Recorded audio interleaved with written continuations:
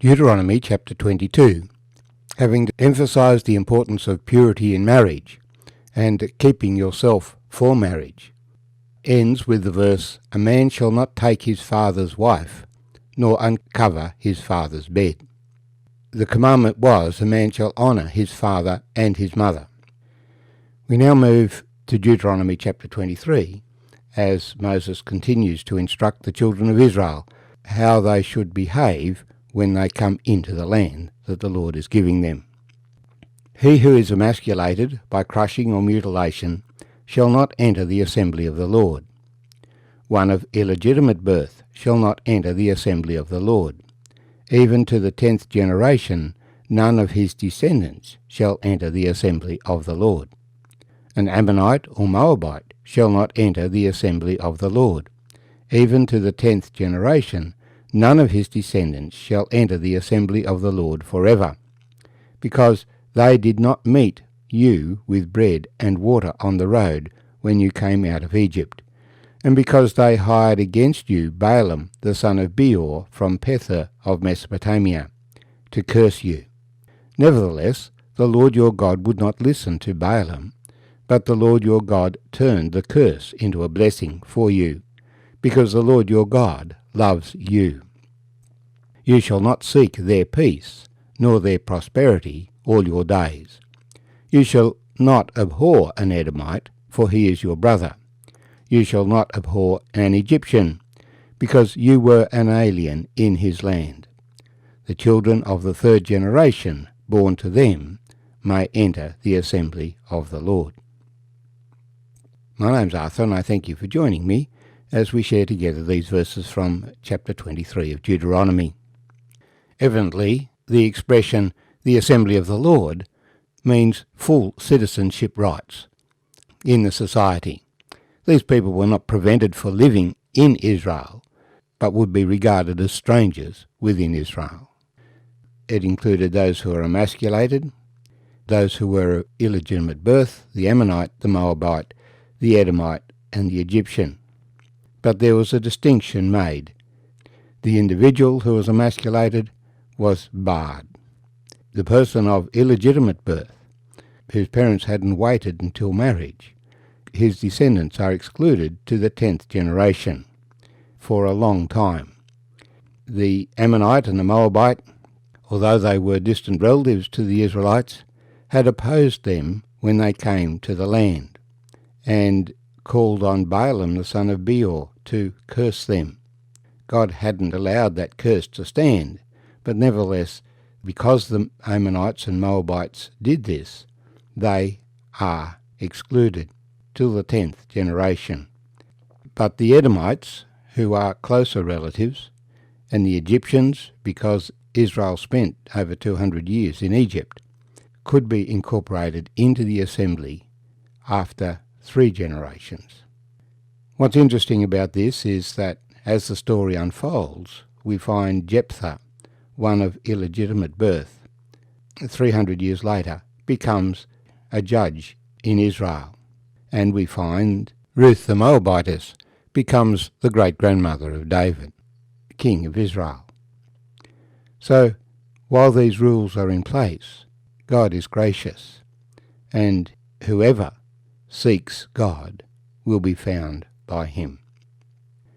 Hygiene is a very important matter for the nation of Israel, that they experience none of the diseases of Egypt. And so we continue reading in verse 9. "When the army goes out against your enemies, then keep yourself from every wicked thing. If there is any man among you who becomes unclean by some occurrence in the night, then you shall go outside the camp. He shall not come inside the camp. But it shall be, when evening comes, that he shall wash with water, and when the sun sets, he may come into the camp.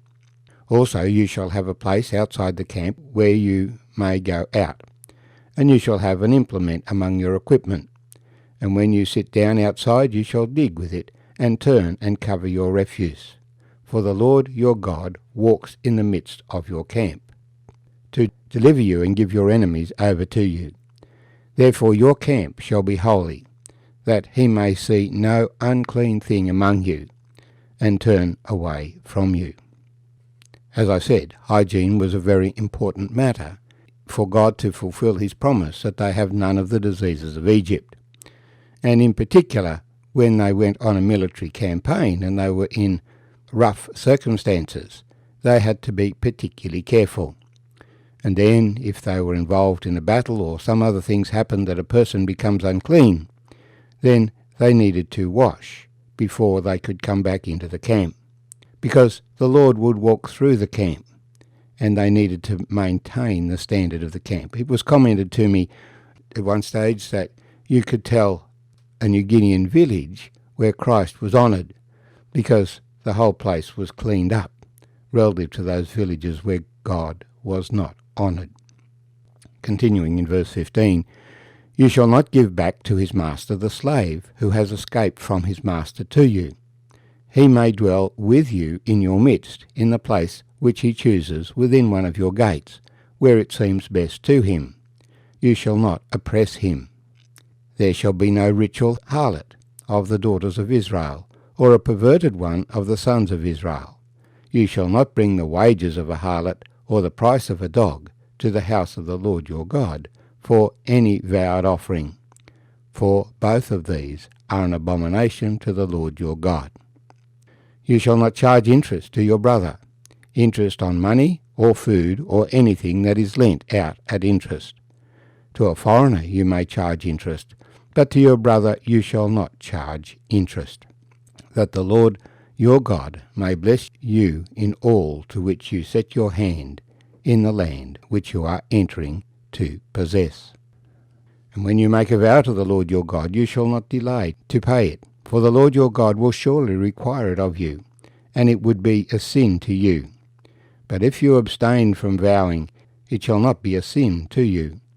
That which has gone from your lips you shall keep and perform, for you voluntarily vowed to the Lord your God what you have promised with your mouth. When you come into your neighbour's vineyard, you may eat your fill of grapes at your pleasure, but you shall not put any in any container.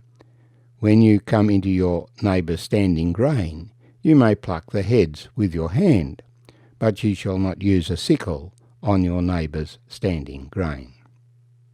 And that concludes chapter 23.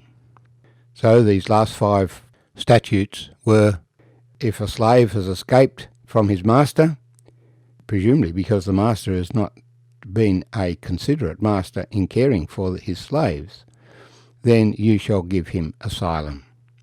He can live wherever he likes, and don't take advantage of him. You don't put him back into slavery.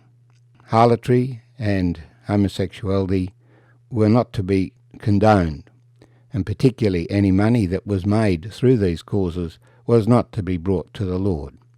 The Lord detests these things, and is not pleased if the money from them comes to him.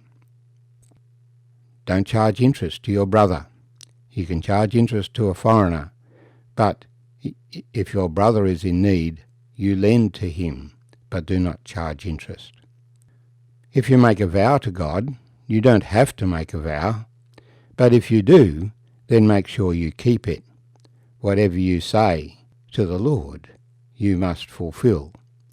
When the disciples were hungry on the Sabbath, as they were walking between villages, some of them picked some grain from the fields to eat as they went. The Pharisees didn't complain that they had done that, because that is explicitly covered here in verse 24 and 25. You can pick by hand your neighbour's vineyard or his grain. They complained that they did it on the Sabbath. But eating is not considered work, and all they were doing was eating. So in these ways we have consideration given to the poor and needy in society in various ways.